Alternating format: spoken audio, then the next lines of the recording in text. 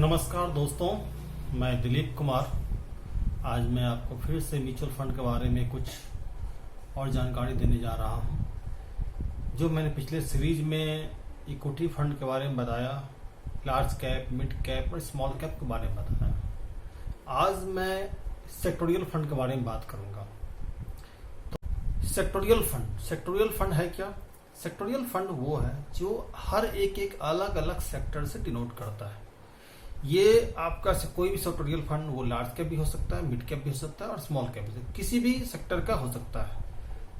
अब जैसे मान के चलिए, जैसे फार्मा सेक्टर, फार्मा से रिलेटेड जो भी कंपनियां हैं वो फार्मा सेक्टर में आपका काम आता है। और आपका जैसे आपका देखिएगा, इंफ्रास्ट्रक्चर हो गया, आपका सर्विस सेक्टर हो गया, बैंकिंग सेक्टर हो गया, ऑटो सेक्टर हो गया, इस तरह से अलग अलग सेक्टर है। तो ये हर सेक्टर का अलग अलग खासियत है और अलग अलग कुछ खामियां हैं। तो लेकिन एक चीज है, नॉर्मल जो इन्वेस्टर हैं, जहां तक हो सके यदि सही जानकारी नहीं है तो इस सेक्टर से, कोई भी सेक्टर से दूर रहें। और यदि ज्यादा सेक्टर में आप किसी सेक्टर में जाना चाहते हैं तो बैंकिंग हो गया, कुछ हद तक सही है। हर एक समय में सभी सेक्टर नहीं चलता। अब जैसे देखिएगा, इंफ्रास्ट्रक्चर आप लोग को याद होगा, आज से 10 साल पहले, 15 साल पहले इंफ्रास्ट्रक्चर का अचानक बूम हुआ था और अचानक बहुत तेज रिटर्न आया। उसके बाद ऐसा पीटा कि 2010 के बाद आज तक सही ढंग से उभर नहीं पाया। क्यों होता है ऐसा? देखिएगा तो आज हम लोग का देश का जितना भी अभी नया कोई डेवलपमेंट या कुछ भी कुछ हो रहा है, अब का इंफ्रास्ट्रक्चर में बहुत सारा वर्क हो रहा है, लेकिन वो हम लोग का शेयर में इम्पैक्ट क्यों नहीं दिखता है? इसको ऐसे समझिए, इंफ्रास्ट्रक्चर में जो भी कंपनियां हैं वो भी कहीं एक जगह पर हमेशा स्टेबल, या कोई प्रोजेक्ट होता है, लॉन्च होता है, कुछ तो कुछ वजह से डिले हो जाता है या कुछ हो जाता है, तो कंपनी को जो प्रॉफिट मार्जिन होना चाहिए वो नहीं आता है। कभी कुछ टैक्सेशन का या बैंकिंग की वजह से बहुत सारा चीज है, लोकल फैक्टर्स बहुत सारा जो ऐसा है जिसके वजह से वो इंफ्रास्ट्रक्चर पर वो ज्यादा असर पड़ता है। और जैसे हाउसिंग सेक्टर हो गया, ये सब चीज जो है कि समय समय पर एक समान आपका नहीं चलता, जिसकी वजह से वो असर दिखता है। जो इंफ्रास्ट्रक्चर में हम लोग का खासकर बुरा समय दिखा हमको। अब देखिएगा फार्मा सेक्टर, अभी फार्मा सेक्टर कोरोना पीरियड में वो फार्मा सेक्टर अचानक इतना तेजी से बूम किया है कि मैं, जो कि पिछले 10 साल से एकदम रो रहा था, बोलिए। मतलब कि जो भी किसी का इन्वेस्टमेंट फार्मा सेक्टर में था, वो ऐसा लग रहा था कि अब क्या करें, बाहर निकल गया तो बहुत। और अभी कोरोना पीरियड में अचानक इंफ्रास्ट्रक्चर, मतलब सारा शेयर देखिए एक तरफ गिर रहा था, फार्मा सेक्टर सीधा अप जा रहा था। बहुत अंतर, सीधी चीज है और तो समझने का ऐसा कुछ है नहीं जो बोलते हाँ कोरोना पीरियड में सभी सेक्टर देखिए डाउनफॉल में था और ये फार्मा अप, क्योंकि वही एक सेक्टर है जो कि उस समय कोरोना काल में भी ओपन था। तो नेचुरल बात है कि उस सेक्टर में हमको बूम दिखेगा, चाहे इंडिया में हो या इंडिया से बाहर भी है, जो भी है एक्सपोर्ट, हम लोग बहुत सारा फार्मा सेक्टर में बाहर हम लोग एक्सपोर्ट होता है, तो वो सब चीज का फायदा हम लोग का भी दिखा। तो ये चीज हमेशा नहीं होता है और खास पीरियड में होता है। इसीलिए सेक्टोरियल में क्या होता है, किसी एक सेक्टर में खूब चलेगा तो खूब, एक अचानक खूब चला, या कभी पीटा तो खूब जम के पीटता, या परा है तो परा है 2005 साल 10 साल। और आपका देखिएगा, आपका सर्विस सेक्टर में भी यही, सर्विस सेक्टर कुछ हद तक बेटर है फार्मा से। सर्विस सेक्टर में आपका बैंकिंग आ जाता है, आपका टेक्नोलॉजी सेक्टर भी आ गया, आपका सॉफ्टवेयर सेक्टर आ गया, ये सारा सेक्टर इसमें सर्विस सेक्टर में आता है। सर्विस सेक्टर में मेन आपका, अब बोलिएगा देखिए कि आपका जस्ट अभी 1 साल 2 साल पहले तक सर्विस सेक्टर का भी उतना अच्छा परफॉर्मेंस नहीं था। ऐसा नहीं कि बुरा नहीं था, फिर भी ठीक ठाक था। और अचानक याद होगा कि 2 साल पहले सर्विस सेक्टर में अचानक तेजी से बूम आया। क्यों? उस समय हम लोग का जो डॉलर के वैल्यू अचानक तेजी से गिरा था, 70 से 60 का डिफरेंस, वो 10 रुपया का डिफरेंस वहां दिखा एक झटके में। और खासकर आपको पता है कि सर्विस सेक्टर में, वो भी खासकर आपका सॉफ्टवेयर सेक्टर जो है,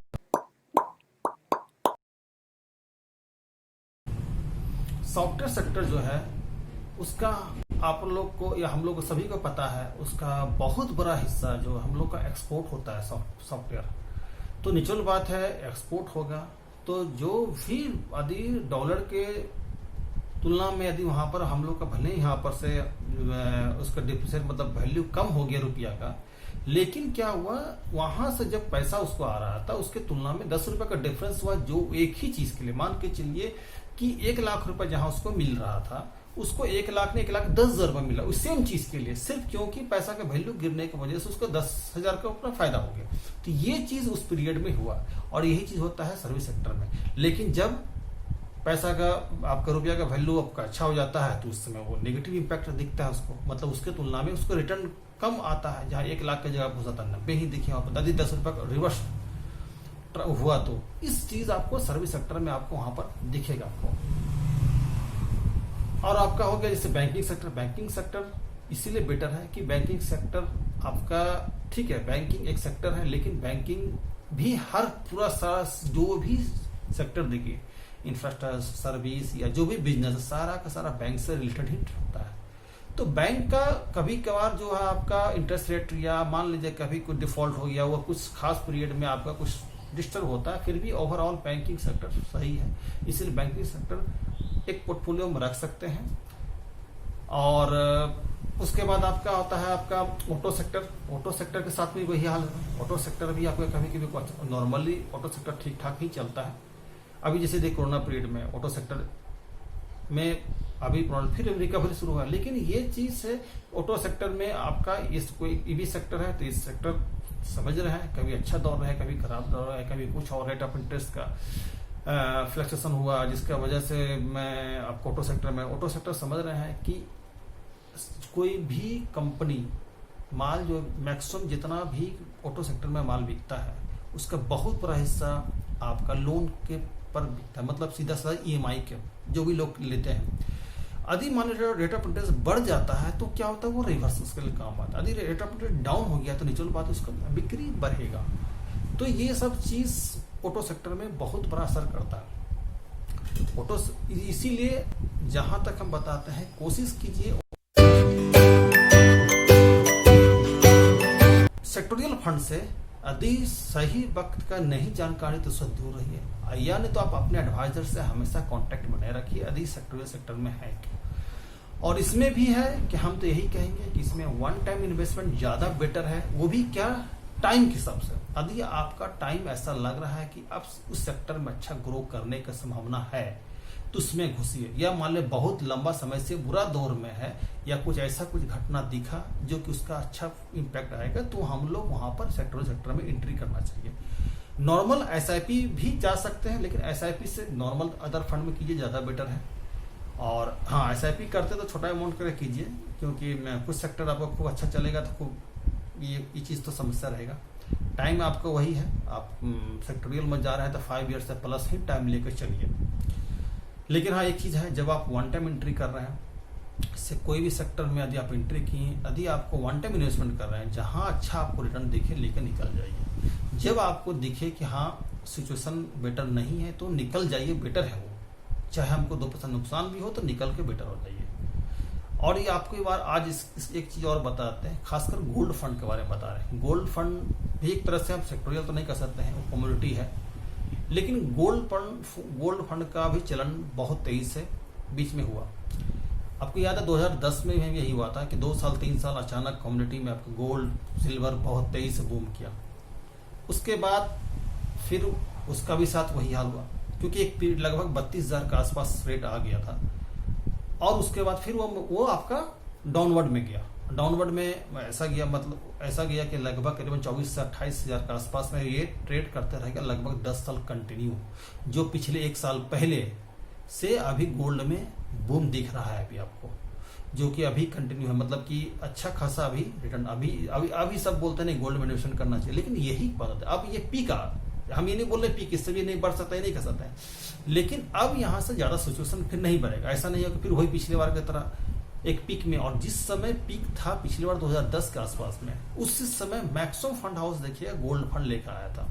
जो पहले अर्ली लेकर आया तो कुछ ना कुछ बेनिफिट बना, लेकिन जो बाद में लाया वो फंड मतलब कि पिछले 1-2 साल पहले तक सबको सब बैठकर रो रहा था। तो ये चीज़ें सेक्टोरियल फंड या गोल्ड फंड में जब भी इन्वेस्टमेंट करें, ये आप खासकर समय का और अच्छा से ध्यान रखें और अपने एडवाइजर से सही सलाह लेते रहें, क्योंकि यदि एडवाइजर आपका सही में आपका उसी वक्त आपका काम आता है।